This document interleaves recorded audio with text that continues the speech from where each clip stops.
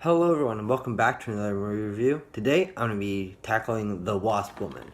I have this 12 creature features DVD pack that I found at somewhere where I got DVDs at one point. I don't know, I got it a while ago. And to this day I've only seen The Creeping Terror and now The Wasp Woman. This first one was a half-star movie. I may go back and review it at one point, but it is sincerely one of the worst things I've ever seen in my life. And I was expecting that level of quality out of The Wasp Woman, so let's see how it stands up. So a little bit of a story summary. The story of The Wasp Woman follows a woman named Janice Starlin, who owns a business called Starlin Industries, or Starlin Incorporated, one of the two, can't really remember. That is a cosmetics business. One of their biggest products is royal jelly. They get it from the queen bees, something or other. I don't really explain that. I don't know how it works. I don't know anything about bees. But, and one of the scientists who's developing new things discovers a formula from the royal jelly of wasp queens. And he discovers that the enzymes from the jelly, or the wasps, whatever it is, they don't really explain it. They try to do technical science terms, but it does not work at all. These enzymes from that can be used to basically de-age someone. He has his first example is a fully grown dog and a puppy, and he says that they're both the same age. One just got injected with my stuff and shrunk down to baby size.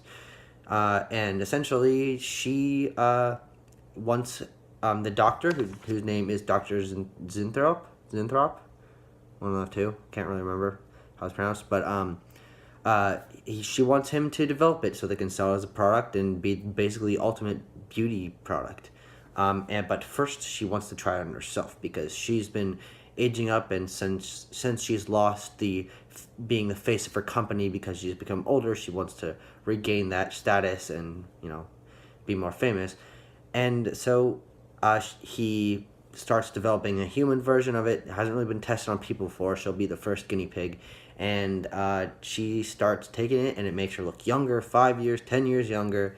And eventually she becomes power hungry, wants all the de-aging for herself, and keeps taking it even though the doctor says that she shouldn't do that because it hasn't been tested on humans before. And it eventually corrupts her body, and she becomes the Wasp Woman. This is basically the entire plot of the movie. A few things that I left out, not really important, but essentially that if you want to see it, I'm sorry, I just kind of explained the entire thing to you. But let's start with the things that were bad. Just get that out of the way, but that's going to be most of this video. They don't have much continuity or necessarily try to make anything seem realistic. One of the examples of de-aging, the doctor sticks a needle in a guinea pig, pretty fat guinea pig, like this big, and they look away for a second, and they look back, and there's a rat in its place, and it doesn't make any sense. Obviously, they're different. The rat barely looks anything like a guinea pig. It really would not have been that hard to get a baby guinea pig to fill that role, but either way, they also, in the opening credits and the ending and some shots in between for transition, they have shots of bees, and those are supposed to be wasps, but they're definitely bees. And that's the first note I have on my notes page. I have, those are definitely bees, because it's so obvious, and it kind of defeats the purpose of the movie. I don't know if wasps are too dangerous for them to have on set, or they didn't want to get close enough to film them, or whatever, but who knows, they obviously did not try very hard. One of the biggest detriments to this movie is there's just too much setup.